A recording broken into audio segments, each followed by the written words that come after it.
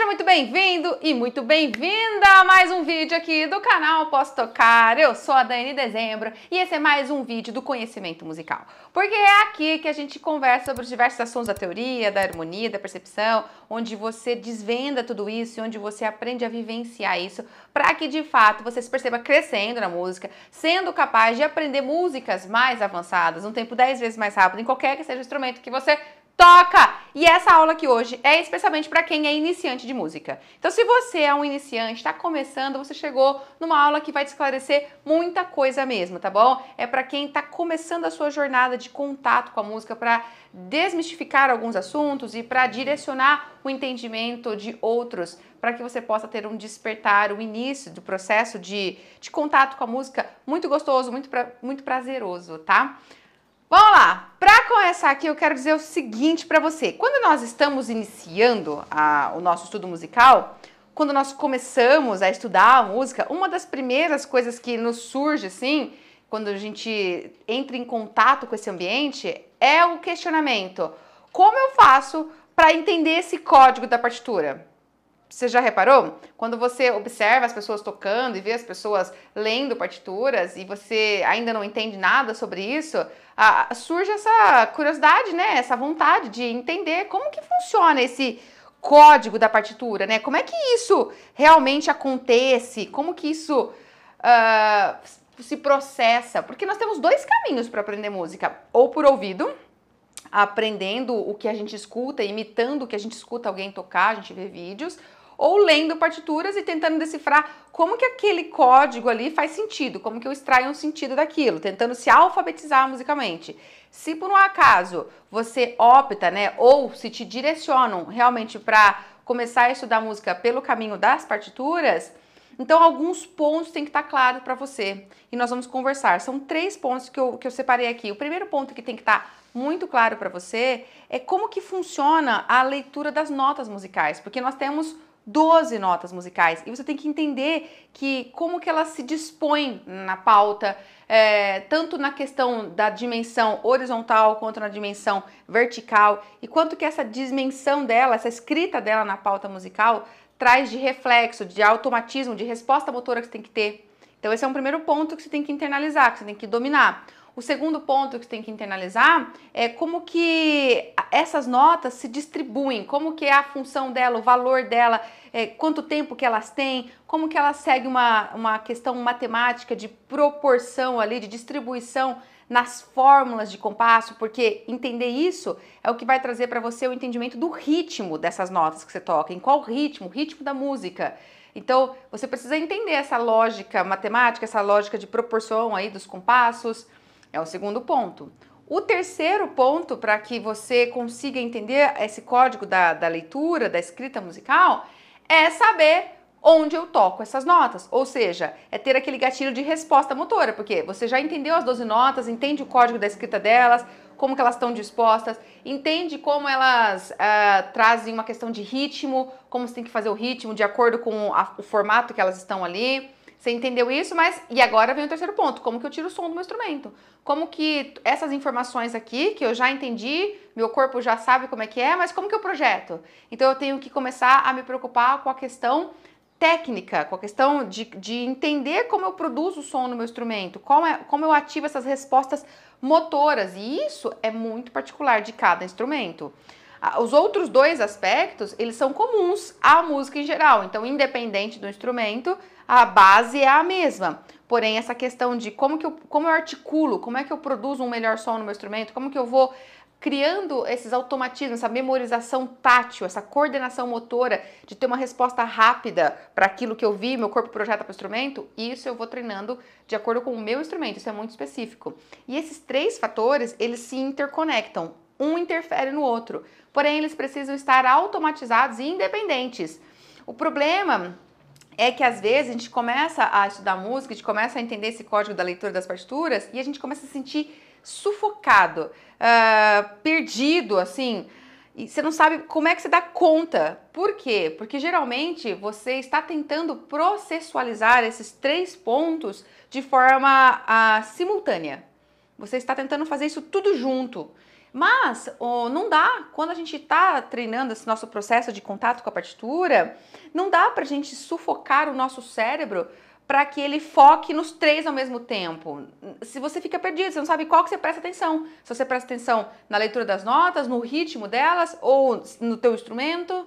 Então, na verdade, esses 3 pontos exigem um trabalho individual, onde você automatiza cada um deles, onde você cria referências internas de automatismo mesmo, para que aí sim, quando você vai para a leitura, você consiga estar focado em um ponto e não nos 3. 2 deles tem que estar automatizados, você fica focado em um ponto, você fica focado no seu instrumento. A questão das notas e do ritmo delas vai fluindo. Se não for assim, você vai se sentir cada vez mais sufocado e cada vez mais perdido. Então essa é uma primeira dica para você que está começando na música e que está indo por esse caminho de entender o código da notação musical.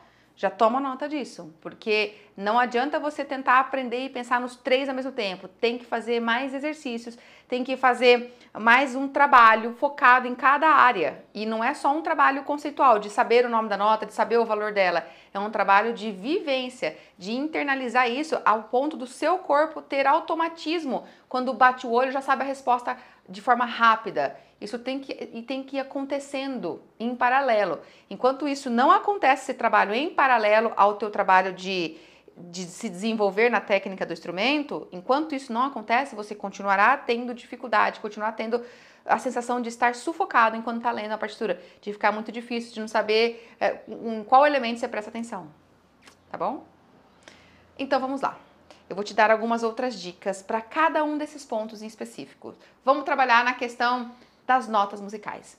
O que você precisa saber sobre as notas musicais? Tô começando a estudar e quero entender mais. Você precisa entender, primeira coisa, que nós não temos 7 notas musicais, que nós temos 12 notas musicais, ok? E que você precisa conhecer como que essas notas musicais são grafadas, mas você precisa saber que são 12 notas musicais. Esse é o primeiro ponto. Então, você já aprendeu que temos o do, o ré, o mi, o fá, o sol, o lá e o si. E que em alguns países essas notas não têm esse nome, elas são representadas por letras do alfabeto. Então, por exemplo, nos Estados Unidos é assim, na Alemanha é assim, alguns outros países usam a representação de letras do alfabeto, de forma que fica assim a correlação. Certo? No Brasil, nós usamos isso para os acordes. No Brasil, a gente usa essa correlação das letras do alfabeto para representar os acordes, não só as notas musicais, tá? Nesses outros países, representam o nome da nota pura, ok? Porque um acorde não é uma nota. Um acorde é a seleção de no mínimo 3 notas. Quando você toca um acorde, está soando no mínimo 3 notas. Então, no Brasil, a gente usa essas letras, a gente fala acorde de Fá. Então, tá soando mais notas do que só o Fá. Porém, nesses outros países, a letra do alfabeto indica apenas uma notinha, tá bom? Importante você ter clareza disso. Bom, essas notas são as notas chamadas de naturais. Porém, existem notas no meio, né, digamos, que dividem elas, notas intermediárias, podemos dizer assim. Nós temos mais 5 notas, especificamente aqui, ó, no meio do do e do ré e do mi, do fá e do sol e do lá e do si. Não temos uma nota aqui entre o mi e o fá.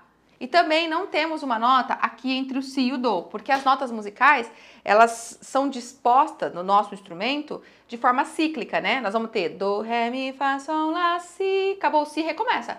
Do, ré, mi, fá, sol, lá, si, acabou o si, recomeça. E aí vai. E pra cá também, pro grave, né? Então, a gente tava do, si, lá, sol, fá, mi. Ixi, não tenho mais voz pra cantar tão grave. Mas eu quero dizer que a sequência, ela se repete de forma cíclica, ok? E entre o si e o recomeço da sequência não tem nenhuma nota. Apenas entre o mi e o fá e o si e o dó, que recomeça lá, não tem nenhuma nota intermediária. Por que, Dani? Porque essas duas notas têm uma distância menor entre elas já. Você vai aprender isso futuramente. Não compete aqui a gente abrir espaço para isso, para não te confundir, ok?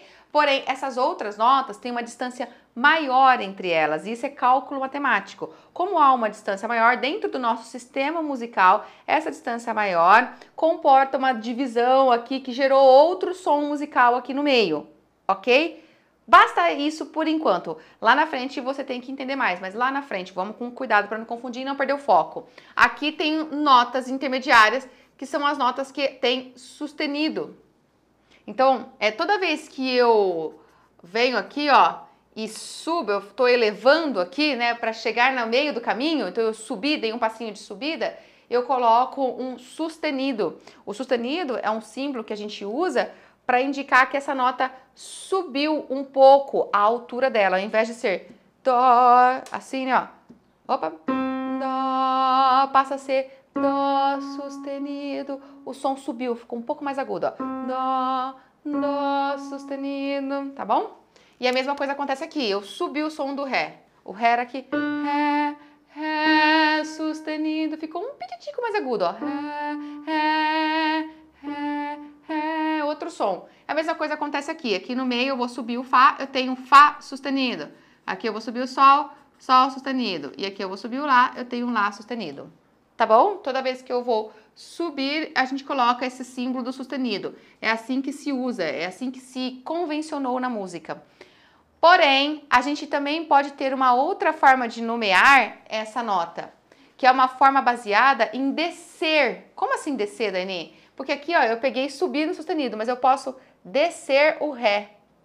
Se eu desço o ré, então eu vou chegar no mesmo lugar, mas aí eu nomeio como ré bemol.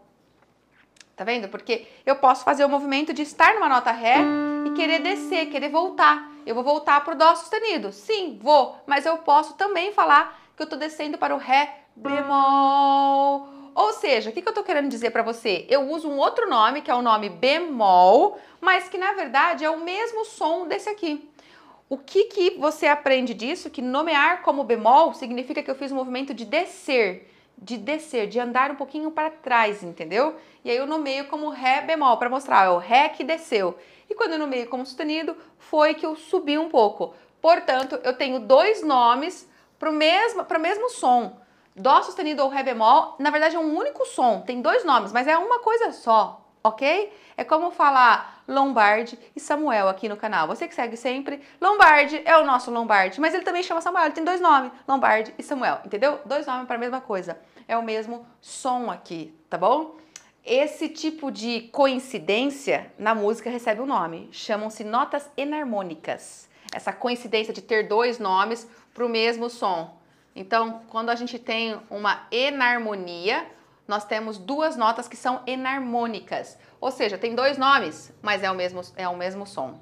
E aqui acontece o mesmo processo. Se eu descer o Mi, então eu vou ter Mi bemol. Para o mesmo som. Se eu descer aqui o movimento do Sol, então eu vou ter Sol bemol. Se eu desço o movimento do Lá, então eu tenho um Lá bemol. E se eu desço aqui, eu vou ter Si bemol. Também são notas enarmônicas, tá bom? Resumindo, é daqui que você percebe que nós temos 12 notas.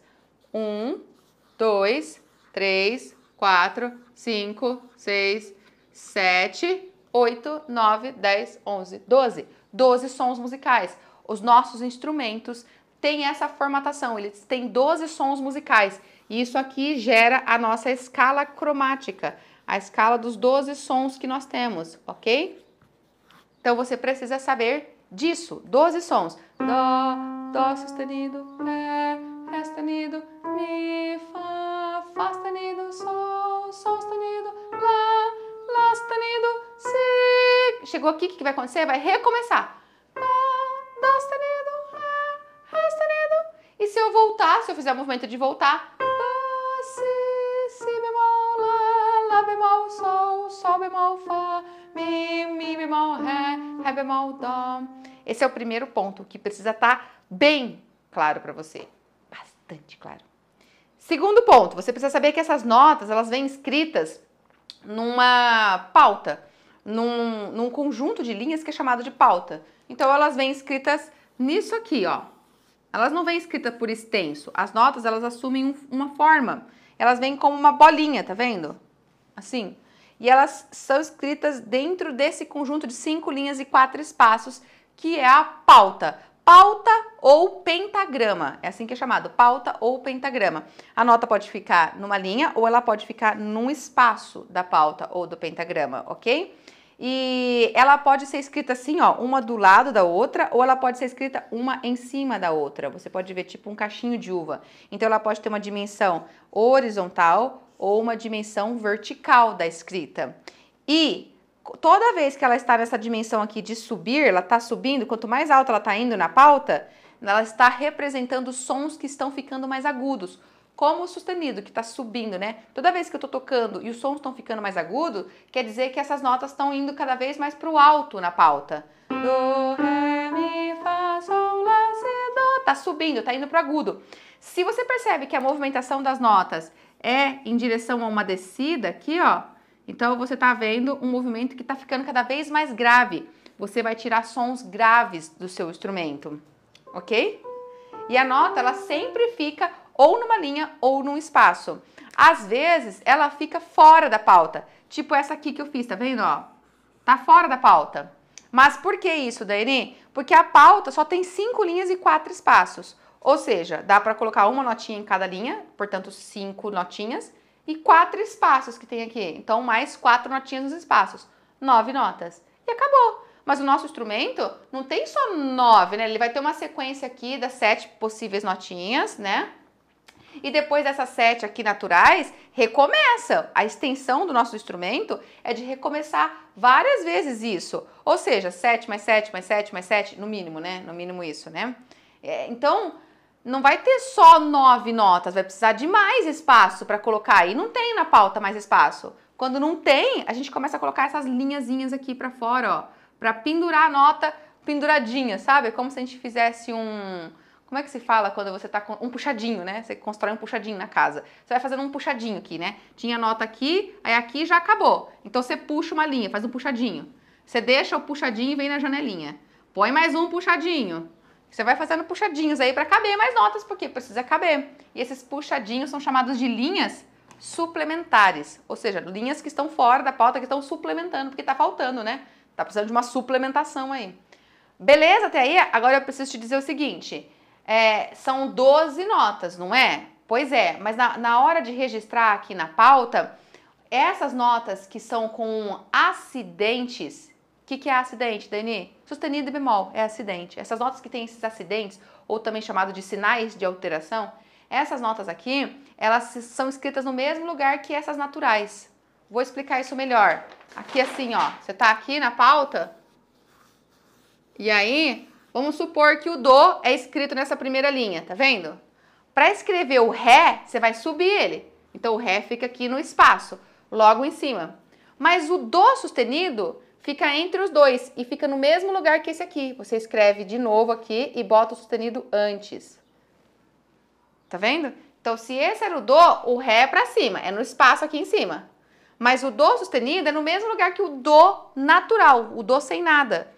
O Dó sustenido se escreve no mesmo lugar da pauta, porém eu coloco o sustenido antes. Decorem, sustenido é antes. Nós não falamos Dó sustenido? Pois é, mas na escrita é o contrário. A escrita é sustenido Dó, não Dó sustenido. É sustenido Dó, entendeu? E aí tipo assim, ó, Ré, se for para escrever Ré sustenido, fica no mesmo lugar do Ré natural e bota o sustenido. Agora o Mi sobe um passinho na pauta, Mi, então vai para outra linha. Então, fica linha, espaço. Linha é Mi. Se eu quiser fazer o Mi que tá voltando, o Mi bemol, eu deixo no mesmo lugar e boto o bemol. Mas você sabe que você vai procurar no seu instrumento uma nota que tá antes, que volta. Entendeu? Então, as notas com alteração, elas são escritas no mesmo lugar das notas que não têm acidente. Porém, elas indicam movimentações mais agudas ou mais graves no nosso instrumento. Ok? Terceiro ponto que você tem que saber, que essas notas aqui, escritas na pauta, não tem nenhum nome se eu não colocar um sinal aqui. Isso aqui que eu fiz aqui na pauta são só bolinhas, com sustenido e com bemol. Não tem nome, não dá para dizer se é Dó, se é Ré, se é Mi, porque a nota só ganha um nome quando a gente coloca um sinal aqui na frente, tipo esse aqui, ó. Esse sinal chama clave. Nós temos 3 tipos de clave. A clave de Sol, a clave de Fá e a clave de Dó. Existem 3 possíveis sinais que você vai encontrar. Alguns instrumentos usam essa, alguns usam essa, alguns usam essa, alguns usam as três, alguns usam só essas duas, alguns usam só essas duas. Então, o fato é que você precisa saber no teu instrumento qual que é a clave que é usada. E talvez você esteja perguntando, mas por que isso? Porque é o seguinte, cada clave ela foi designada para acolher um timbre, uma sonoridade de notas. Então, a clave de sol, ela vem para acompanhar as notas que têm uma sonoridade mais aguda. Médio agudo, um som médio agudo. Então, os instrumentos que têm esse timbre mais de notas médio agudas, tipo guitarra, violão, violino, flauta, esses instrumentos, o próprio piano, esses instrumentos vão sempre ter na escrita das notas a clave de sol antes. Todas as notas que estão escritas na clave de sol, elas representam uma sonoridade médio agudo. A clave de Fá, ela é usada para instrumentos que têm uma sonoridade do médio para o grave.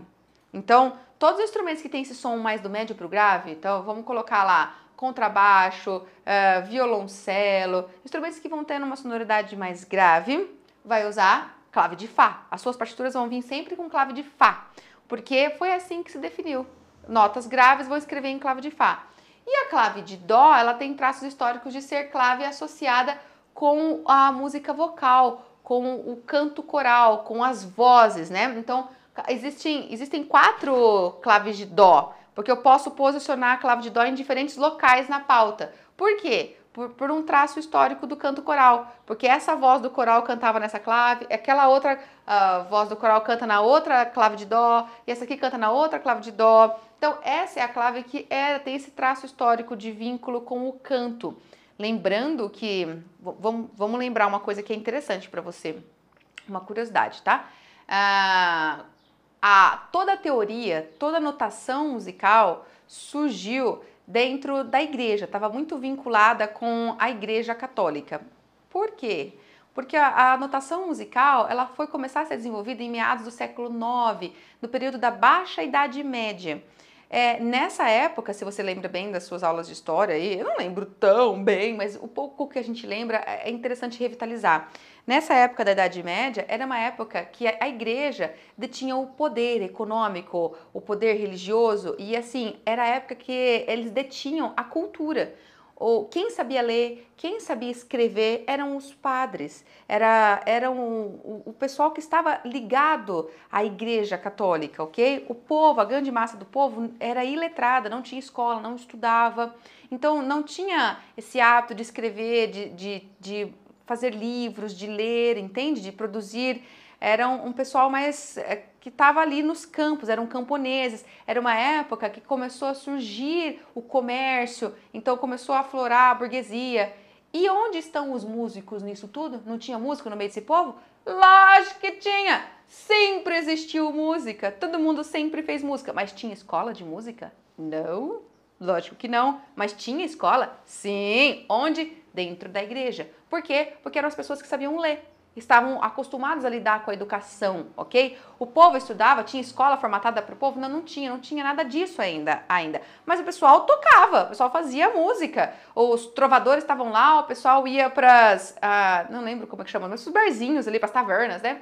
E estava tocando, estava fazendo as suas músicas e todo o aprendizado era de ouvido, era transmissão oral. E não tinha-se nessa época ainda da Idade Média uma forma de registrar, nem existia. Tanto os padres não tinham, quanto o povo também não tinha, ninguém tinha inventado como que se escreve partitura. Esse processo começou a despertar lá no século IX, depois de Cristo. Eita, depois que Jesus veio ao mundo, no século IX, 900 anos depois, que começou a despertar isso, começou a surgir as primeiras tentativas de registrar, de formar um registro musical. E isso aconteceu dentro da igreja, porque os padres eram letrados e dentro da igreja não se permitia instrumentos. Nessa época, era só música cantada, era o canto-chão, era o canto gregoriano dentro da Igreja Católica. O princípio ali do canto, da música na igreja, era se diferenciar totalmente da música chamada de música profana, que era a música que rolava com o povo fora da igreja. Então, o que rolava com o povo? Música instrumental, tinha o pessoal tocando instrumento. Na igreja, só pessoas cantando. Então, todo o traço histórico foi que a música vocal começou a ser registrada antes da instrumental, né? Ela nasceu com a música vocal sendo registrada, né? Então, isso vem, a música vocal, não é que não existia instrumental, lógico que existia. E depois, lá pra frente, quando Martinho Lutero rompeu com a igreja, surgiu a igreja luterana, e aí surgiu o boom de colocar instrumentos dentro da igreja luterana também. E aí temos o Bach, o grande compositor que surgiu e que compôs tanta coisa e que deu um boom, né? E levou tanto o nível musical da época, e ele estava vinculado à igreja luterana. Mas é por isso que a gente percebe o traço histórico dessa clave com o canto coral, com as vozes, com o cantar. Até por isso, essa clave aqui ela é tida como uma clave que pega uma região média, de tessitura mais ou menos média, hoje, né? Hoje, porque não se usa as 4 claves hoje. Hoje só se usa 2 delas. A clave de dó que está na terceira linha e a clave de dó da quarta linha. E são poucos instrumentos que usam, muito poucos. Viola de arco usa, violoncelo usa, se eu não me engano, trombone usa, muito pouco, é bem pontual. A maior parte dos instrumentos usa essas 2 claves. E o fato é que você precisa saber qual que é a clave do teu instrumento. Porque num primeiro momento, você precisa focar em aprender na clave do teu instrumento. Depois é muito importante e é rico que você aprenda em todas, porque isso vai te dar um maior leque de entendimento, de possibilidades, de práticas musicais. Depois, no primeiro momento, você aprende no seu instrumento. Aprender as 3 significa aprender um único princípio. Toda a clave dá o nome dela, ela tem um nome, essa é a clave de sol, essa é a clave de fá e essa é a clave de dó. Toda a clave, qualquer uma delas, dá o nome dela para uma nota que fica na linha dela. Lembra que eu falei que existe essa aqui, as mais usadas, da terceira linha e da quarta linha? Pois é, existem essas aqui hoje em dia mais usadas, da terceira e da quarta linha. Essa aqui é na terceira e na quarta linha, mas a mais usada é a da quarta, da terceira. Eu não vejo nenhum instrumento, mas os livros de teoria dizem que existe. E essa aqui é na segunda linha. Pois é, toda vez que você pega uma notinha que está na linha da clave, por exemplo, essa aqui, essa está na linha da clave, porque as linhas são contadas de baixo para cima. Então, essa é a segunda linha, é a linha da clave. Se convencionou que a clave de sol mora na segunda linha. Então, toda vez que eu tenho uma nota na linha da clave, ela ganha o nome da clave. Essa nota chama sol. Se essa nota obrigatoriamente chama sol, eu sei como chama essa, que está no mesmo lugar, sol bemol. Se essa está um pouquinho para baixo, eu sei que chama fá, porque eu preciso decorar as sequências, né, das 12 notas. Dó, dó sustenido, ré sustenido, mi, fá. Tem uma sequência de subida e de descida que eu preciso ter na minha mente. Quando está descendo o sol, eu venho para o fá. Lembra? Sequência de descida. Então, eu preciso saber isso aqui, né, ó. Essa é a sequência de subida. Dó, ré, mi. Dó, ré, mi, fá, sol, lá, si, dó. Tá subindo. E tem as notas intermediárias aqui, né? Aqui tem o dó sustenido. Aqui tem o ré sustenido. Tem notas intermediárias. Mas eu preciso saber a descida também. Se eu tô no sol, a descida é fá. Dó, si, lá, sol, fá. Tá? Então, a partir do momento que eu sei que essa aqui é sol, eu sei que essa aqui é fá. E que essa aqui é fá sustenido, né? E essa também é fá, porque tá no mesmo lugar. Fá e essa é fá sustenido. E aí essa daqui desceu, eu sei que essa aqui é mi, mas é mi sustenido. E essa é mi natural, mi. Então, apenas por dar um nome para uma nota, eu sei o nome de todas as outras. Ok? Mas o princípio é o mesmo. E o efeito desse princípio faz com que as notas mudem de nome se mudar a clave. Presta atenção. Eu falei que essa nota chama sol quando ela está na segunda linha. É porque ela está com essa clave. Porque se eu colocá-la aqui, ó. Se eu colocá-la aqui na clave de fá da quarta linha, tá vendo? Eu coloquei uma nota na segunda linha. Ela vai chamar sol? Não. Como que ela vai chamar? Vamos calcular. Porque a minha referência é a linha da clave. A nota que está na linha da clave chama o nome da clave, tem o mesmo nome da clave. Então essa, no caso, chama fá. Se essa chama fá, eu vou descendo aqui para calcular e chegar até essa aqui, ó, para saber qual seria o nome dela. Fá, mi, ré, dó, si. Tá vendo? Mudou o nome. Mudou totalmente o nome. A clave todas as claves têm o mesmo princípio, mas esse princípio faz com que as notas, as bolinhas colocadas na pauta, tenham nomes completamente diferentes se mudar a clave. Então não adianta você ficar decorando que a notinha na segunda linha chama sol. Chama sol na sua clave, porque em outra clave já não chama sol, entendeu? Por isso que não é prudente que no começo você queira aprender todas as claves ao mesmo tempo. Vai virar uma bagunça. Aprende do seu instrumento. Mas o meu instrumento tem duas claves para aprender. Por exemplo, o piano. Tem a clave de sol e a de fá para aprender. Tem que aprender o nome das notas nas duas claves. Como que eu faço nesse caso, Dani? Vai com calma. Todo começo é gradativo. Você não precisa querer aprender todas as notas. E também a gente tem que lembrar que essas claves, elas atribuem uma sonoridade para a nota. Lembra? Não é só o nome. A clave atribui uma sonoridade. A clave de sol atribui a sonoridade do grave para o agudo. E a clave de fá do grave... Eita! A clave de sol é do médio para o agudo. E a clave de fá é do médio para o grave. Elas atribuem sonoridade. Então, existe uma relação entre elas. Onde a gente aprende que acontece isso aqui, ó. Ó, elas podem ser um sistema só. Um sistema único, a clave de sol e a clave de fá. É um sistema único. Aqui está o sol que ganhou o nome da clave, ó. Tá na segunda linha. Aqui está o fá que ganhou o nome dessa clave aqui, na quarta linha. Que é a linha da clave. Porém, quando eu desço aqui, ó, e vou preenchendo aqui, eu chego nela. É um sistema único de caminhada.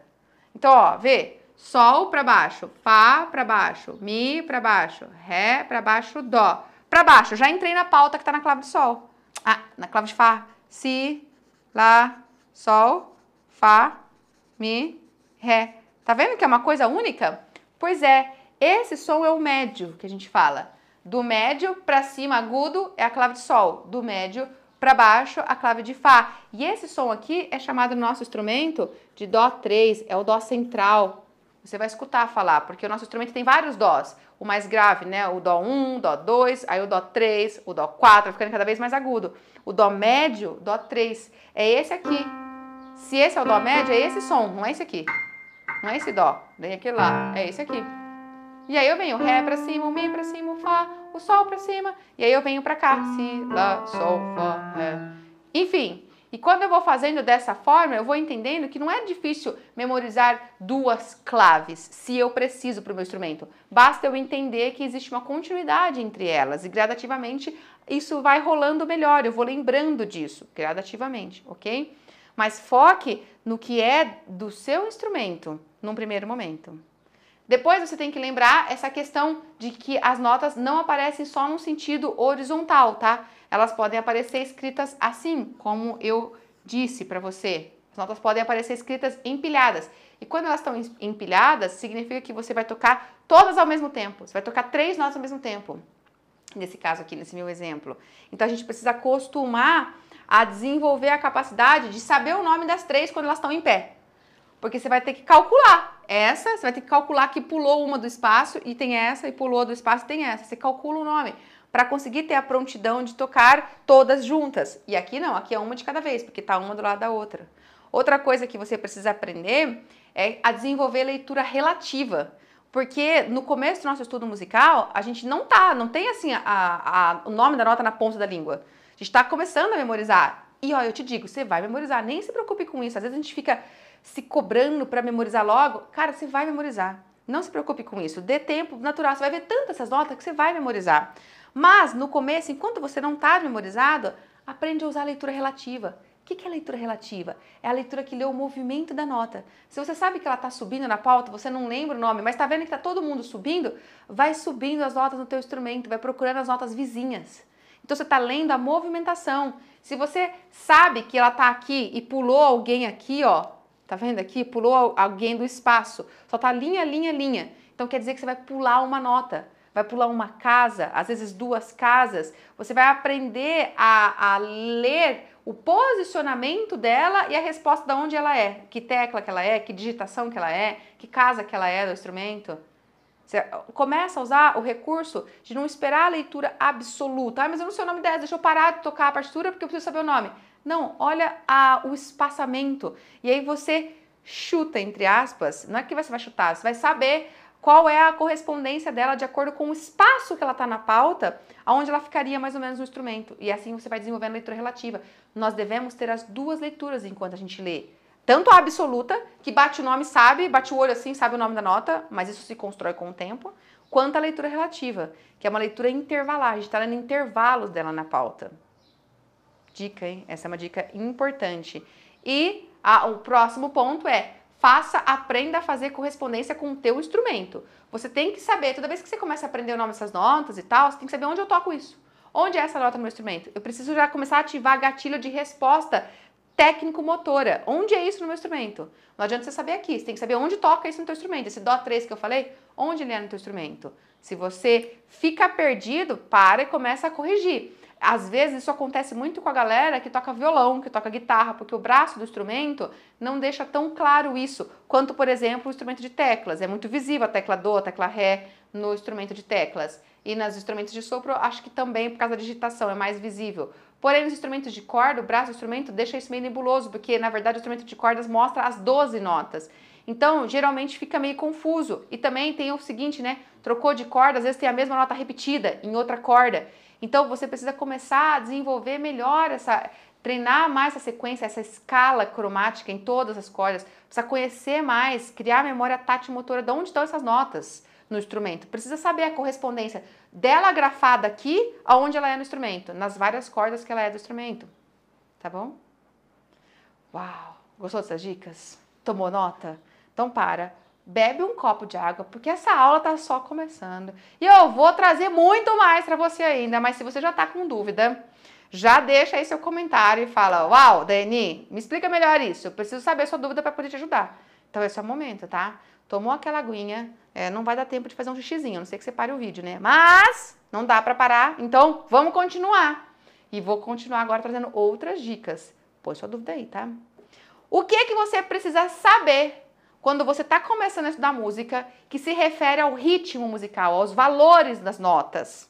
Vamos lá, vamos começar a conversar sobre isso, isso é muito importante. Primeiro ponto que você precisa saber, que as notas musicais, elas não têm um valor único, um valor fixo. As notas musicais, quando elas são escritas na pauta, elas assumem valores, O que elas têm entre elas é uma relação de subordinação. De uma figura vale mais, então ela manda mais, ela vale mais, ela tem mais tempo para ela, ok? Do que outras. Outras valem menos. Eu brincava com as crianças, né? Mas é uma brincadeira bem assim, é só para trazer para a realidade das crianças. Eu falava que umas são mais ricas e outras são mais pobres. E ponto. Só isso, entendeu? Mas não é fixo. Eu não sei quanto de dinheiro que a nota rica tem e quanto que a pobre tem. Porque eles podem mudar. Mas o fato é que não mudava é que quem era rico continuaria sempre sendo rico, como as castas indianas, né? E quem era pobre continuaria sendo sempre pobre, né? Enfim, as figuras, elas têm um valor que não é fixo, elas podem mudar, mas a relação entre elas de uma valer mais do que a outra não muda. Esse é o primeiro ponto que você tem que saber. O segundo ponto que você tem que saber é que essas figuras, elas são colocadas na pauta e elas são metrificadas. Elas vêm assim, ó. Eu coloco aqui assim, né? Coloco a clave e eu coloco as figuras. E de repente, fecha. E tem a figura aqui também, e fecha. E elas vão começando a ser compactadas em partes. E essas partes são chamadas de compasso. Então as figuras, elas vão sendo estabelecidas em compassos aqui, e que esses compassos musicais aqui seguem uma ordem pré-estabelecida por uma fração que aparece aqui, ó. Essa fração é a fórmula, é uma fórmula. É a fórmula que designa o que está acontecendo no compasso. Essa fórmula aqui, ela vai indicar quantos tempos tem a música, quantos pulsos eu estou sentindo. A música pode ter 2 pulsos, 1, 2, pode ter 3, 1, 2, 3, 1, ou pode ter 4, 1, 2, 3, 4. E aí você precisa estudar mais sobre essas fórmulas de compasso e entender sobre isso, porque você vai ver que essas notas que estão colocadas aqui, elas são colocadas de forma a agrupar cada pulso, cada tempo. Esse caso aqui é um exemplo de uma música que tem 2 pulsos, porque o número de cima aqui diz que tem 2 pulsos. Então, eu posso agrupar essas 3 notas em 2 pulsos. Eu posso fazer da seguinte forma. Agrupei essas num pulso e deixei essa para o outro pulso. Quando eu começo a fazer isso, eu mudo a roupa da nota. Você lembra que a nota estava até então com uma bolinha branca, né? Era essa roupagem que ela tinha. Agora aqui mudou toda a roupa dela. Ela já ficou com uma roupa preta, ficou com uns penduricário aqui, né? Ficou com um negocinho aqui, essa aqui só ficou com penduricário. Mudou a fisionomia, a apresentação da nota. Isso fez mudar o nome dela? Não.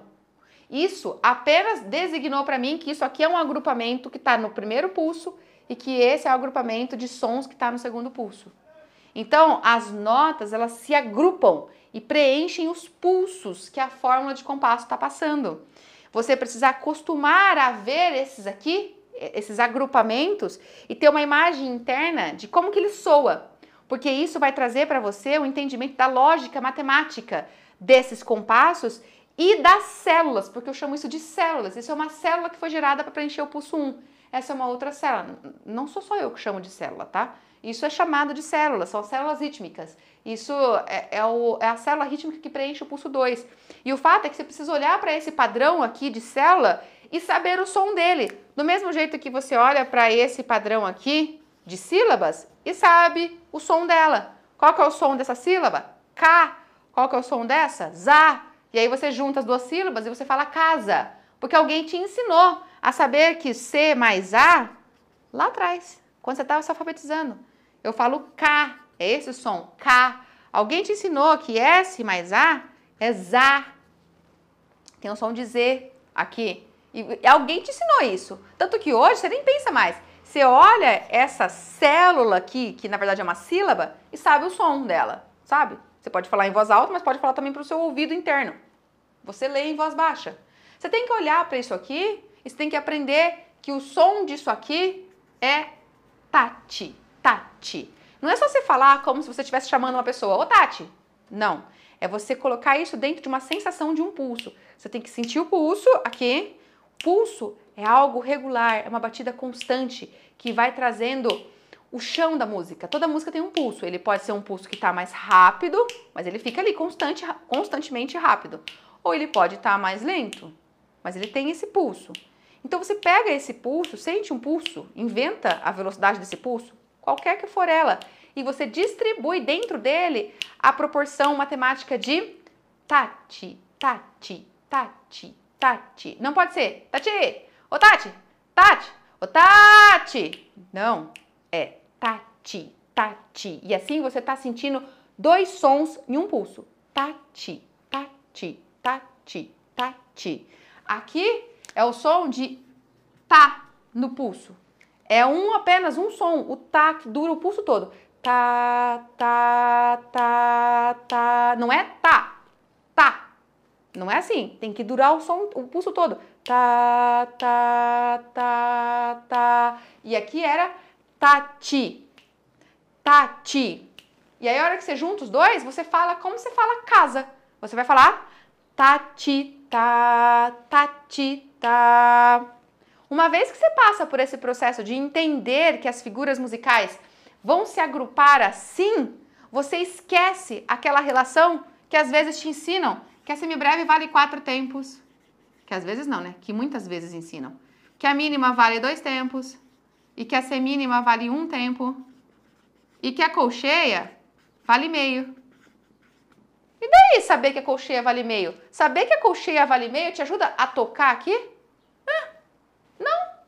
Você tem que, na verdade, entender como que você preenche o pulso, como que você está sentindo o pulso e como que você controla a quantidade de sons no pulso, entendeu? E eu dei o exemplo com essa escrita, e essa escrita veio baseada nesse compasso.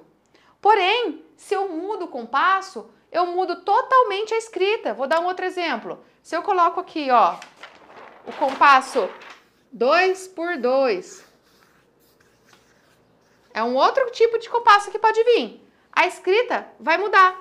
Eu vou agrupar aqui de novo, só que agora a escrita fica assim, ó. É diferente. São outras roupagens que surgiram. Aqui, a nota estava com essa roupa toda preta. As 3 estavam pretas e as 2 primeiras tinham essa união. Essa não. Tá vendo? Eu mudei de novo a roupagem. Na música, essa roupagem é chamada de figuras musicais. Nós temos 7 roupagens, ou com o termo correto, 7 figuras musicais. Essa, essa, e faltou mais uma que não coube, essa aqui. Essas aqui. Essa figura chama semibreve, essa chama mínima, semínima, colcheia, semicolcheia, fusa e semifusa. Você encontra isso em qualquer livro de teoria, ok? Ok, essas são as figuras musicais. Cada uma delas tem uma proporção de valor maior. Essa é a que vale mais. Essa é a que vale menos de todas. Ok? Isso não muda. Essa vale mais, essa vale menos. E sempre vai diminuindo, vai valendo cada vez menos. Menos.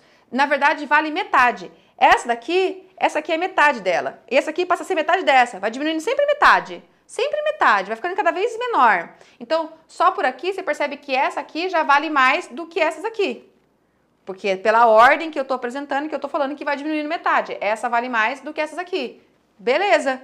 Mas e daí? Como que eu toco isso? O que adianta eu saber o tempo dela? Até porque aqui, essa já não vale mais aquilo que ensinam automaticamente. Aqui ensinam, né, geralmente aqui, né, ó. O que você vai ver falar é que essa aqui, essa branquinha, a mínima, vale 2 tempos. Não é uma verdade. Nesse compasso aqui, ela já vale só 1 tempo. Mas o que é uma verdade é que ela vai sempre valer mais que essa. Se ela vale 1 tempo, essas duas aqui valem meio cada uma. Naquele exemplo ali, quando ela vale 2, ela pode valer 2, mas não é sempre. Se ela vale 2, aí essa aqui vale 1, porque ela é metade, entendeu? Nesse caso, ela vai valer 1. Então, os valores mudam, mas a sensação de toque, não, de proporção, porque isso aqui é, de novo, um agrupamento de uma célula TAT no pulso 1. E esse é o agrupamento de uma célula Tá no pulso 2. Como que eu toco isso? Isso, do mesmo jeito que eu leio, casa. Eu sei fazer a distribuição de 2 sons no pulso. Tá, ti, tá. É uma escrita diferente e a sonoridade é a mesma. Tá, ti, tá, tá, ti, tá. É a mesma sonoridade daqui. Então, você precisa começar a entender essas células, buscar entender essa distribuição, você precisa ganhar intimidade com as células rítmicas, estudar mais sobre elas, não ficar vinculado ao estudo do valor das notas, mas sim da célula, da distribuição, porque quando você estiver lendo uma música, a primeira informação que você tem que pensar é nessa célula rítmica. Presta atenção nisso. Geralmente, quando a gente vai ler uma música, nós nos preocupamos em ler qual é o nome da nota. A gente se preocupa aqui, né, ó, nessa informação aqui, ó. Ai, qual é o nome da nota? É a nota Si? É a nota Fá? Qual que é a nota que eu tô tocando? Presta atenção. A primeira informação que você tem que ler numa partitura é a rítmica, é a célula rítmica. Se você souber como que dá sentido rítmico, você vai tocar essa música muito bem tocada. Se você não souber, e mesmo que você saiba o nome, ela vai ficar sem sentido. Por exemplo, se eu toco aqui, só pensando nos nomes, eu sei aqui, essa é o Sol que ganhou o nome da clave, então Sol, Fá e Mi, essa é o Mi. Se eu toco ela sem sentido, fica Mi, Fá e Sol. Não teve sentido da música, porque o ritmo é o que traz o sentido. Se eu cantar a música assim pra você, olha que coisa mais linda, mais cheia de graça, é ela, menina, que vem e que passa. Fez sentido pra você? Não. Agora, se eu cantar ela com o ritmo correto dela, olha que coisa mais linda, mais cheia de graça, é ela, menina, que vem e que passa num doce balanço. Aí você lembra da melodia. Se eu canto, olha que coisa mais linda, mais cheia de... Eu tô cantando as mesmas notas, as mesmas alturas, os mesmos nomes, mas não tem o ritmo. O que traz o sentido para a leitura musical, para a escrita musical, é a célula rítmica. Portanto, quando você olha uma partitura, sua primeira preocupação é qual é a leitura rítmica disso, qual é o sentido rítmico. Então, eu tenho que olhar para cá e eu tenho que perceber, são 2 pulsos, tá, ti, tá, tá, ti, tá. Se eu sei fazer isso, agora eu projeto no instrumento buscando a nota Mi, a nota Fá e a nota Sol. Mas eu amarro elas nisso aqui. Tá, ti, tá, tá, ti, tá. E não mais Mi, Fá, Sol. Fica sem sentido.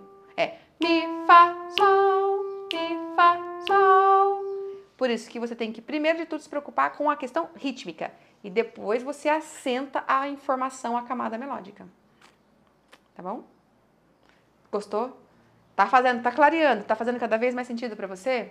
Então dá o seu like. Deixa seu like. Você tá curtindo, você tá falando, nossa, era dessa aula que eu precisava. Deixa seu like. Por favor, porque eu preciso saber que eu tô te ajudando e que essa aula fez diferença na sua vida. O teu like mostra pra mim que você curtiu. Os teus comentários também. Então deixa aí, tá bom?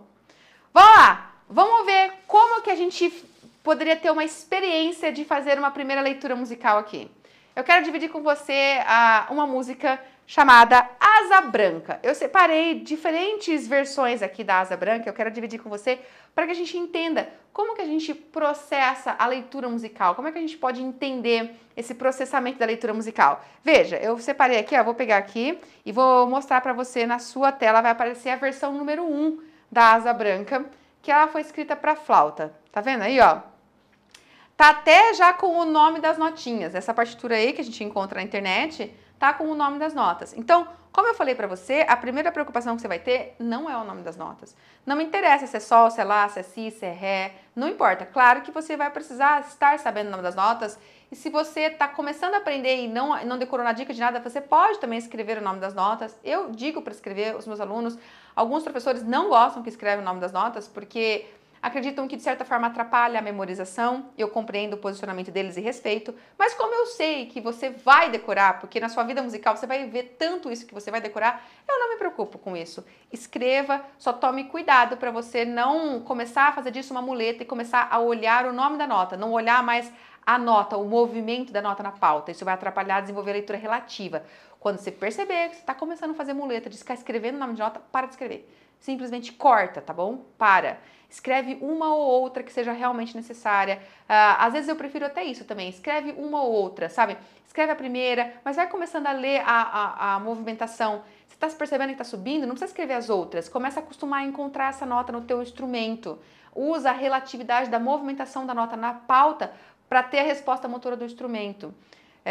Esse trabalho eu acho que seria mais indicado de que escrever todas. Escreve aquelas que são estratégicas para direcionar o teu movimento, para você observar. Ah, aquela ali, eu não sei, não tem, é um salto muito grande, deu um pulo na pauta, aí eu preciso escrever aquela ali. Escreve, ok?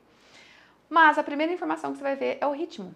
Então você vai ver que é um 4x4, tem 4 pulsos. Você precisa organizar na sua mente aqui, cadê os 4 pulsos? Você precisa saber cadê o pulso, que nem aqui no meu exemplo, pulso 1, pulso 2. Ali você precisa saber cadê o pulso 1, o 2, o 3 e o 4. Quais são as células, as figuras que estão colocadas em cada pulso. Porque se você souber, você faz uma leitura rítmica. Como eu vou fazer a leitura rítmica da primeira pauta?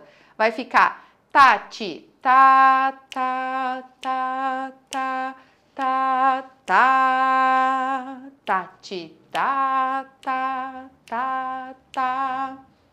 Tá vendo? Só existe célula de tati aí, do tá, e tem uma mínima, que nesse caso vai pegar 2 pulsos, então eu segurei. Tá, 2 pulsos.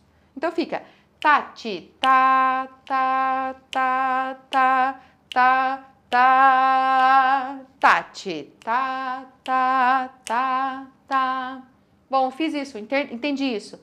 Então agora eu projeto no meu instrumento pensando nisso. A hora que eu vou tocar pensando em sol, lá, si? Não, vou pensar em tocar.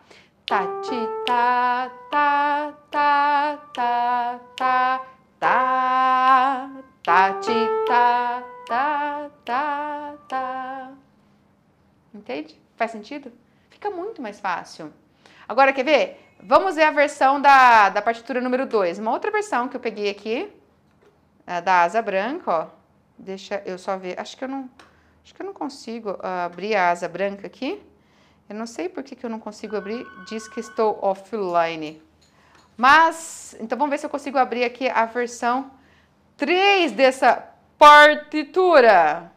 Ó, espera, vamos abrir a versão 3 da partitura. Um ano depois, do meu computador querendo abrir. Não abre. Um ano depois, talvez você já esteja vendo no seu. E eu ainda não estou vendo no meu. Vamos tentar conectar aqui. Isso, obrigada. Para ir aqui. Pronto. Aí, vamos ver se agora melhora, né? Vai, versão 2. Vai, versão 2.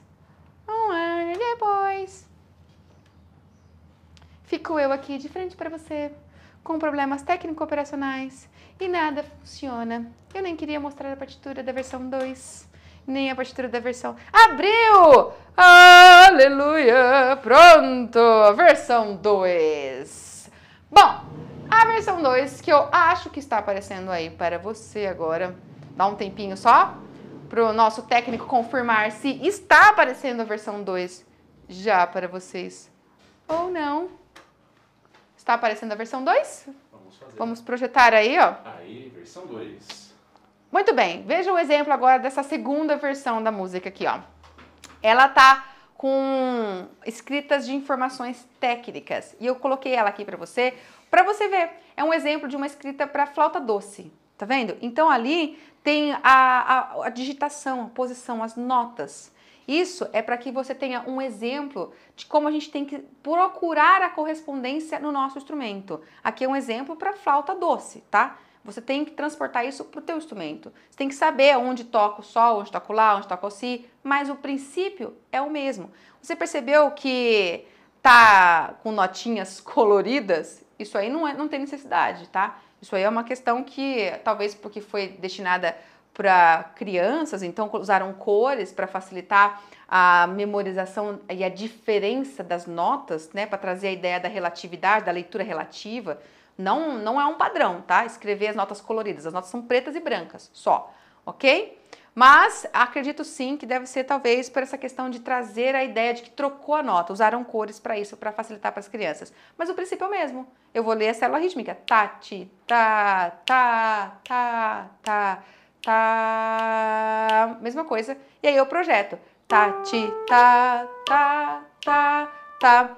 Claro que quando você for ler, você vai ter a preocupação técnica, né? Para mim é muito fácil, porque agora eu já estou eu só estou familiarizada com o instrumento piano, então eu não me preocupo como que eu ponho meus dedos aqui. Você vai se preocupar, você vai estar começando, você tem que se preocupar. Como que eu ponho o dedo, como que eu, nesse caso desse exemplo aqui, como que eu coloco o jato de ar, qual a preocupação que eu tenho que ter com o diafragma, como é que eu posiciono a minha mão, meu corpo, meu ombro. Você vai ter que ter todas as preocupações técnicas, mas você vai ter que também amarrar essa preocupação ao tá, ti, tá, tá, tá. E quando você fez esse trabalho em paralelo, quando você treinou bastante essas questões rítmicas antes, em paralelo, em trabalhos de solfejo, de percepção, isso flui. Se você não treinou, não flui. Você fica perdido, não sabe em quem você pensa. Vamos ver um outro exemplo. A partitura da versão número 3. Essa é uma versão para violão. Não, violão nada não. Isso aqui é uma versão para acordeon. Tá vendo? Uma versão para acordeon. E tá aí escrita, ela usa duas pautas também, como no piano. Então tem informações aí onde você vê que é a mesma música, né? E tá uma outra versão, uma outra proposta. E aqui nesse caso há uma necessidade grande de visualização na vertical.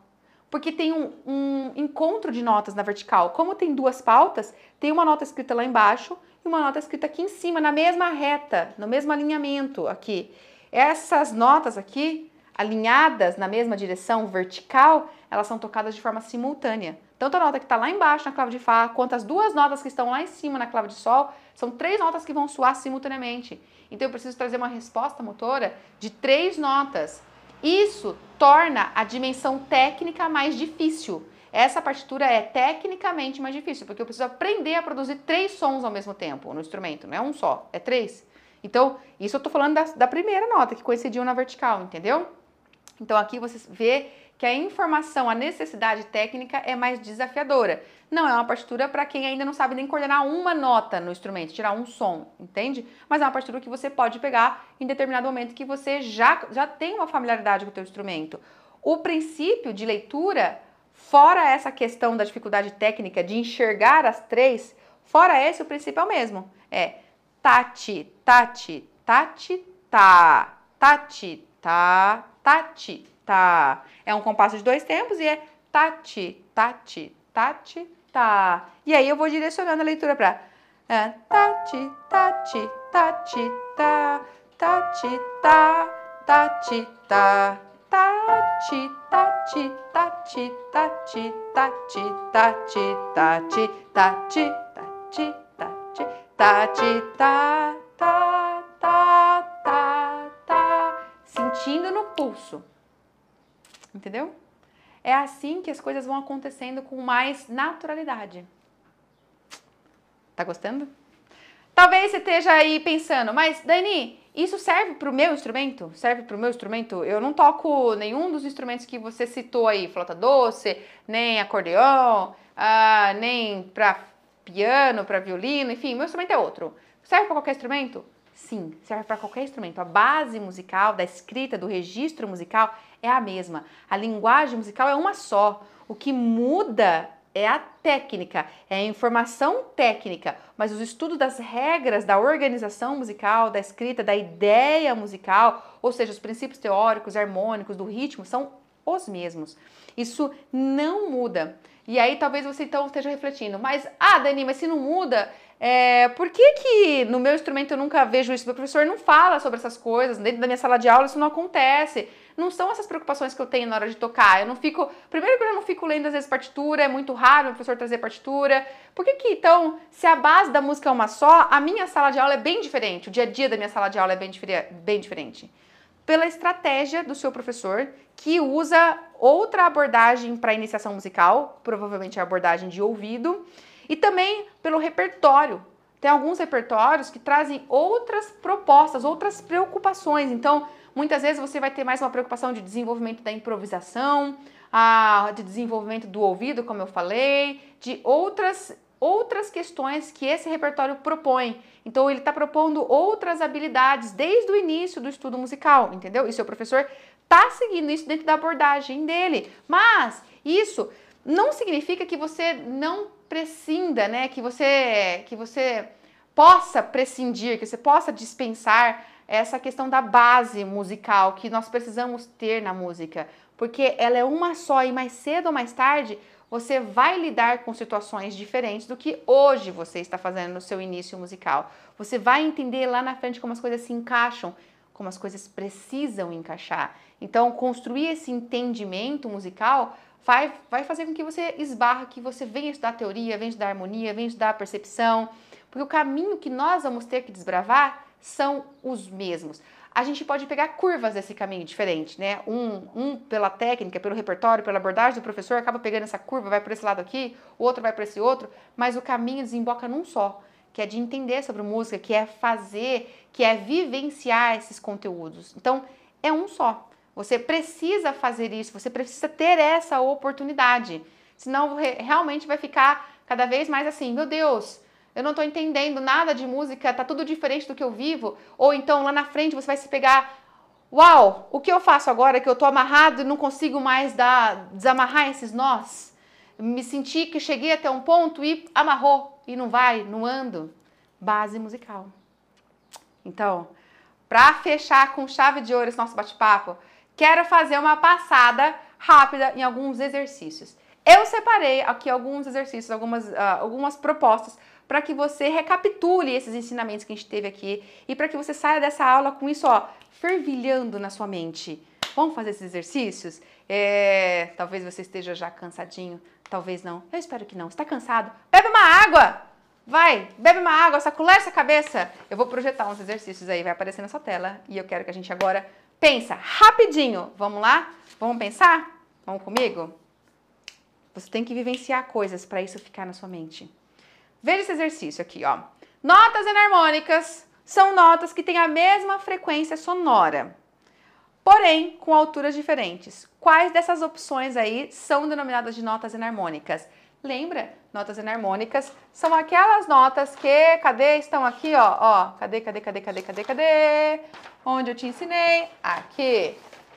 São notas que têm nomes diferentes, mas que estão no mesmo posicionamento. Na verdade, elas têm a mesma altura, o mesmo som, ok? Então, veja, essa clave aí de Dó tá proposto aí, né? Vamos pensar junto.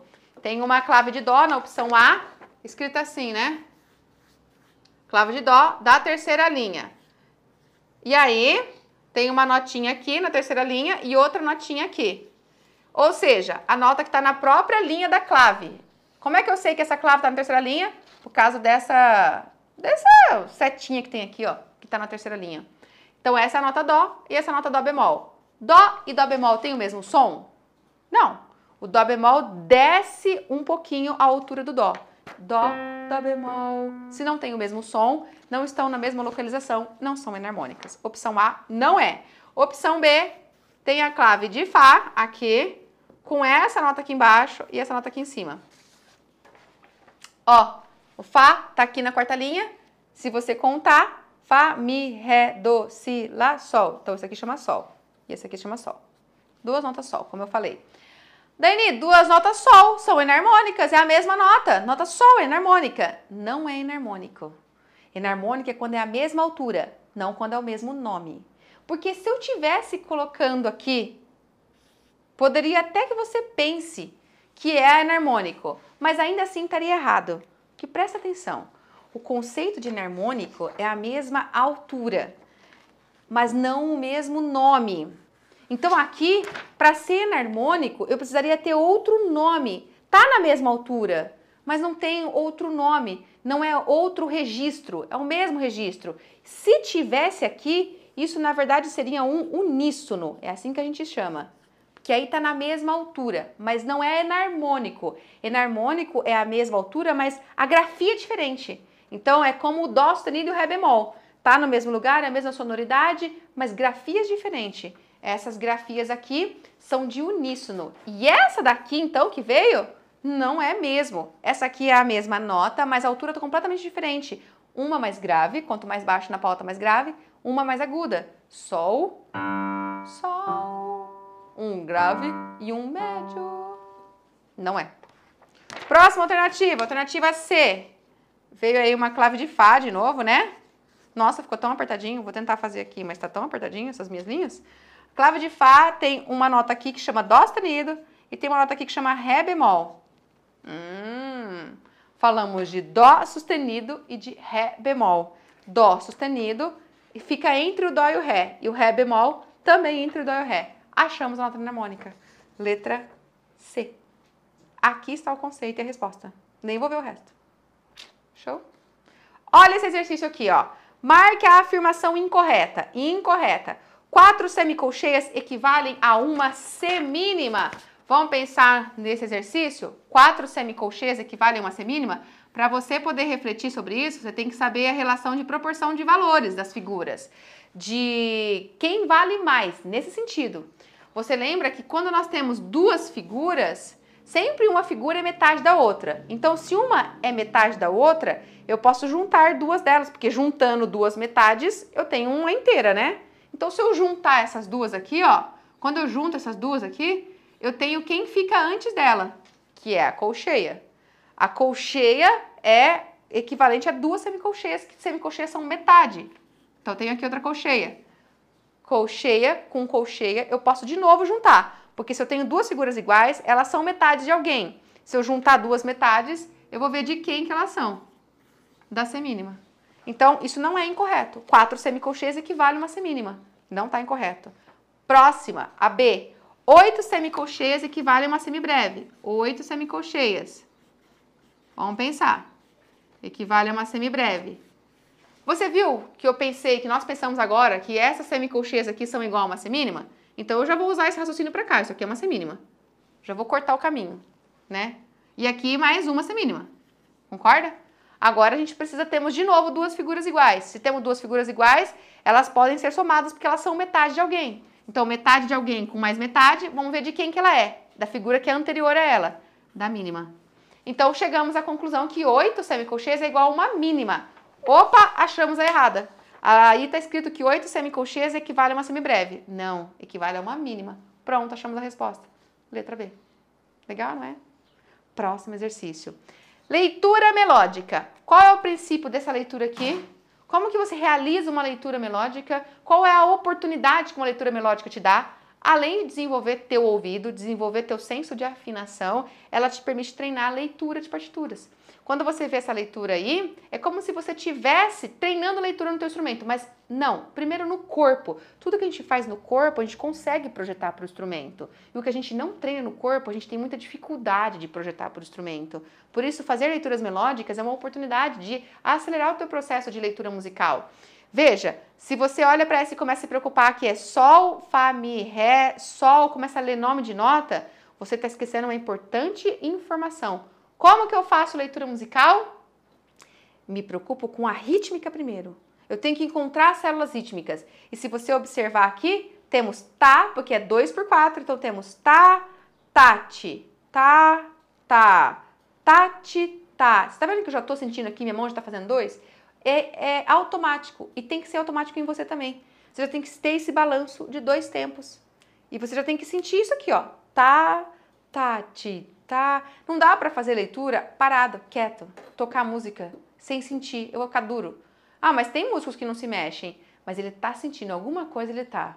A gente sente, você tem que sentir. Não quer dizer que você tem que ficar lá pipocando em cima do palco. Você tem que sentir o pulso.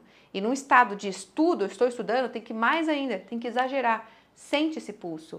Percute, balança o corpo, bate o pé nesse pulso. Então, tá, tati, tá, tá, tati, tá, tati. Ó, vale a explicação aqui um pouquinho. Tem uma escrita rítmica assim, ó. Tá, com ponto e com essa aqui. O que é isso aqui? Isso equivale a uma distribuição dessas duas células aqui, ó. Só que essa foi ligada com essa.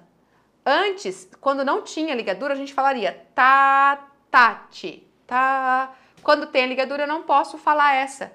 Eu tenho que sentir o momento dela. Eu falo essa, mas só sinto esse momento. Eu sinto o pulso e não falo. Ó, tati, tati. Eu falo só o ti.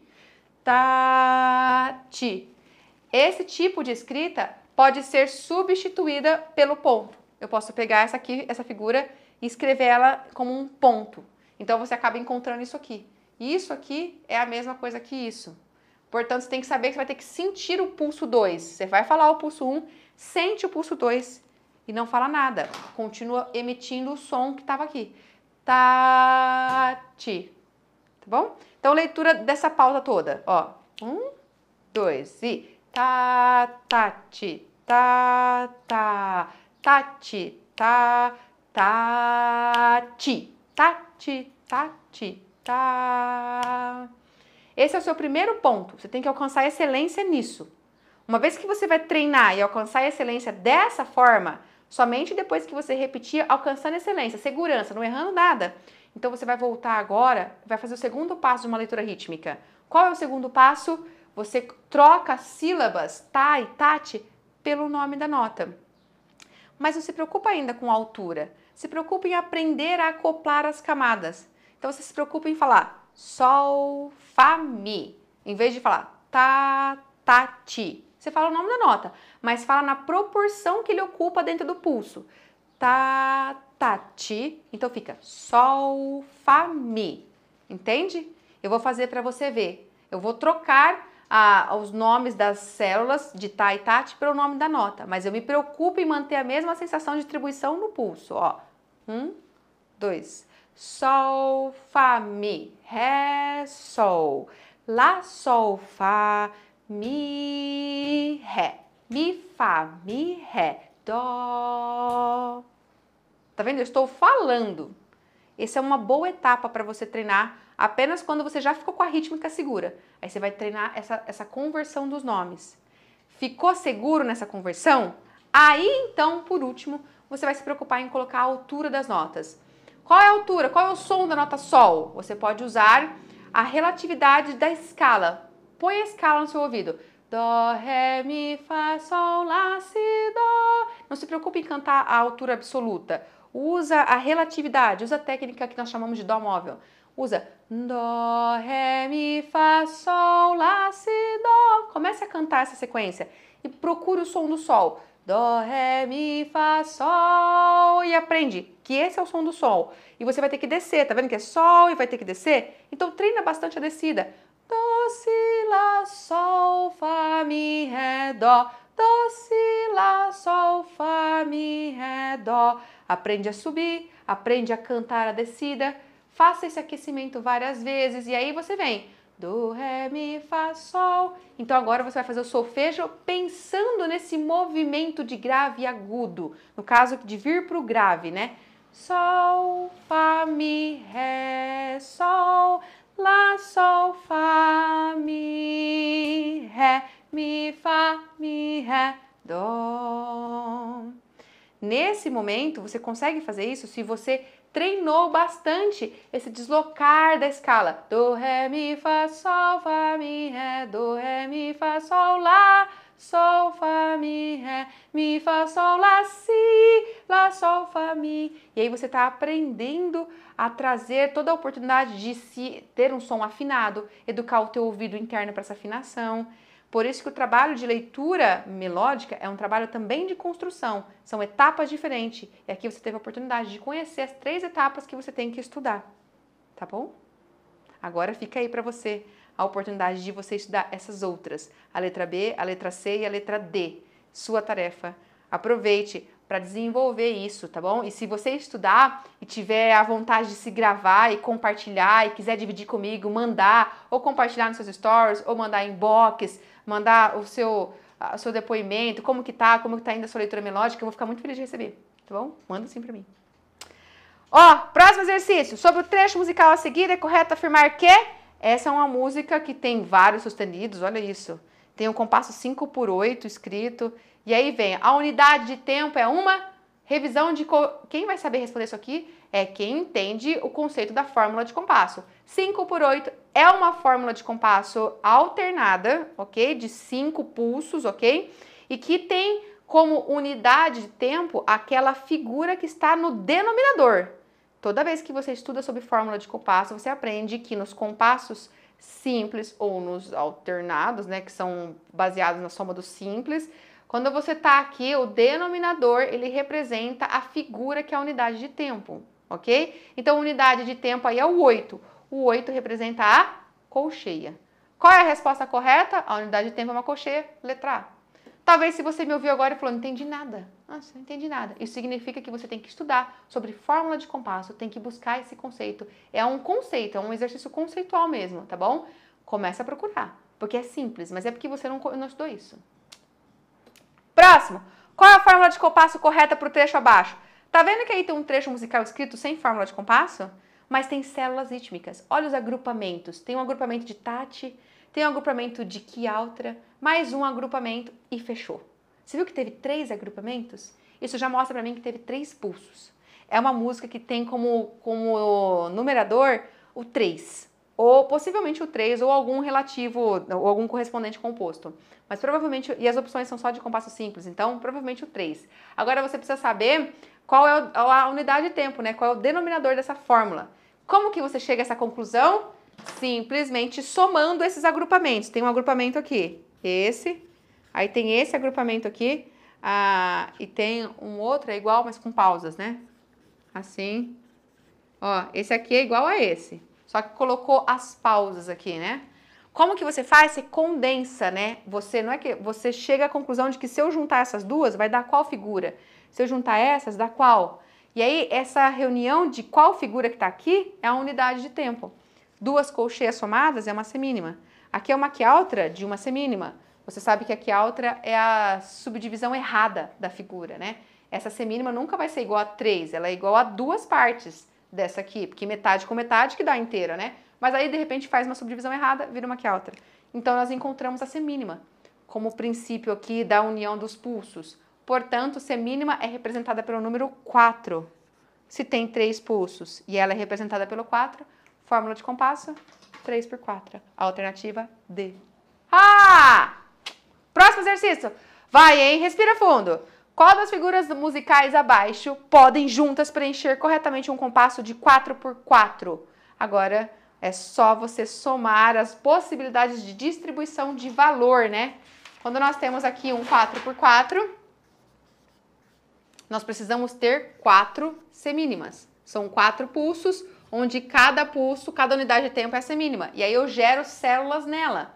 Então a primeira opção está mandando a gente verificar se essas opções que ele deu dá certo. Por exemplo, 2 mínimas. Se eu colocar 2 mínimas aqui, já não vai ser equivalente a essas duas? 2 mínimas não são iguais às 2 semínimas? Caberia ainda mais uma semínima e mais 4 semicolcheias? Não, a alternativa A está totalmente errada. Não cabe tudo isso, porque já foi equivalente ao mínimo que tem que ser um compasso de 4/4. Não. 3 semibreves. Se eu coloco uma semibreve já é equivalente às 4. 3 semibreve? Não cabe. Então, não é. Alternativa C, 2 mínimas mais 4 semibreves. Também não é. Nossa. 2 mínimas. Meu Deus, vai ser igual aqui. E ainda mais 4 semicolcheias? Não é a alternativa C. Alternativa D, 2 colcheias. Bom, se eu fizer 2 colcheias, eu fiz uma divisão em tate de um pulso. 2 colcheias, 2 semínimas. Se eu fizer 2 semínimas, eu só puxei essas duas aqui para baixo. E 4 semicolcheias. 4 semicolcheias, eu subdividi uma semínima. Uma semínima é igual a 4 semicolcheias. Eu fiz a subdivisão da célula rítmica do tatutito. Encontramos a alternativa correta. Aqui eu tenho ainda os 4 pulsos, sendo que o primeiro e o quarto está subdividido em tate e tatutito, respectivamente. Então, a alternativa correta é a D. Encontramos. Agora, último exercício. Para interpretar uma peça musical, concretizando as ideias expressas na partitura, é importante que se compreenda os símbolos ali expostos. Assim, avalie as informações a seguir. Tem três partituras, está falando que a primeira é o trecho do Alecrim Dourado, que a segunda é o Cacá e Balão e que a terceira é a Rosa Amarela. E está perguntando para saber qual que é a verdadeira, né? É correto que se afirma apenas na alternativa 2, na 3, enfim, ele quer saber se está correto falar que a primeira é Alecrim Dourado, a segunda é Cacá e Balão e a terceira é Rosa Amarela. Como que você poderia chegar a essa resposta? Lendo essa partitura. E aí, claro, né, você tem que conhecer a música. Como que é o Alecrim Dourado? Alecrim, alecrim dourado que nananana, uma cantiga folclórica. Se você não sabe ela, aí você teria um problema para responder. Você tem que pesquisar para ver se o que você vai ler tá correto.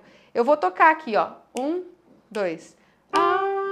Tita, ta, tita, ta, ta, tita, tita, ta, ta, tita, tita, ta, ta. Isso é Alecrim Dourado? Vou tocar mais rápido. Ta, tita, ta, tita, ta, ta, tita, tita, tita, tita, tita, tita.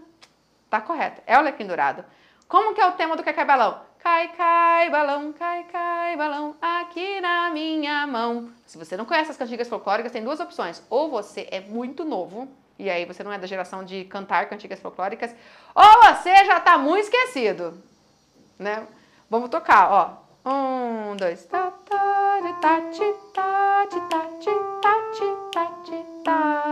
tirita, tirita, tirita, tá, tita. É o Cacá e Balão? É o Cacá e Balão. E agora, próximo, Rosa Amarela. Como que é a cantiga da Rosa Amarela? Olha a rosa amarela, rosa, tão bonita e tão bela. Rosa, olha a rosa. Vamos cantar, ver se é essa, né? Então, 1, 2. Tita, tita, tita, tita, tita. Nossa. Ta, ta, ta, ta, ta, tita, tita, tita. Tem nada a ver. Vocês reconheceram qual que é essa música aqui? Porque a rosa amarela é olha a rosa amarela, rosa, tão bonita e tão bela. Isso aqui pra mim foi Escravo de Jó. Escravos de Jó jogavam caxangá, tira, põe. Agora, então, a gente percebeu que tá correto o 1 e o 2, né? Então, alternativa C. O mais interessante desse exercício é que não fosse eu que estivesse tocando, é que fosse você que estivesse lendo. Porque você pode se deparar em situações que você precisa responder um exercício desse. Como você vai fazer? Vai ler. E se esse exercício não estiver com um instrumento do lado? Se você estiver fazendo uma prova de música, um vestibular, um concurso, e você tem esse tipo de exercício aqui para fazer e não tem outro instrumento do lado, como você vai chegar a essa conclusão? É por isso que a gente tem que ter a capacidade de desenvolver a leitura melódica, o ouvido interno. Assim nós vamos internalizando e tendo a sonoridade a partir de uma escrita. A gente consegue saber sol, fá, mi, ré, mi, sol, fá, fá, fá. Então é importante ter esse estudo, desenvolver esse ouvido interno, ok? Beethoven compôs surdo. A Nona Sinfonia ele estava completamente surdo. Como é que ele compôs surdo? Porque ele tinha ouvido interno. Ele ouvia internamente. Não precisaria mais ouvir. E todas as referências internas. Você não fala com você mesmo em pensamento? Você não ouve sua voz interna falando com você mesmo? A música é a mesma coisa, a gente canta internamente. Entendeu? Então, para fechar com chave de ouro, agora eu quero saber, essa aula te ajudou? Você gostou dessa aula de verdade? Por quê? Em que ela te ajudou? Se não te ajudou, por quê? Deixa pra mim a sua opinião. Fala pra mim como que isso te fez tocar melhor, como que isso despertou algo que te ajudou, que te agregou. Deixa o seu depoimento sincero aí pra mim. Eu quero realmente curtir, conhecer você, conhecer as suas dores, a sua caminhada, as suas superações. Então, compartilha comigo. Eu vou ficar muito feliz de te conhecer melhor, tá bom? Porque eu sei que essa aula foi gigante, mas eu espero que ela tenha sido muito colaborativa, ela tenha sido algo que te fez realmente aprender, evoluir, tenha sido um momento que você despertou mais e mais pra música, tá bom? Deixa seu like, curte os nossos canais, entra lá no meu canal do Telegram, me acompanha nas redes sociais, no blog que eu tenho, se você gosta de ler, vai lá no blog, tem muita coisa rolando, acompanha o canal do YouTube, Facebook, Instagram, nossa, enfim, chega junto que sempre tem material aqui, eu vou ficar muito feliz de te acompanhar e te ter aqui por perto, tá bom? Então, se cuida, a gente se encontra nas próximas aulas, hein? Tchau, tchau!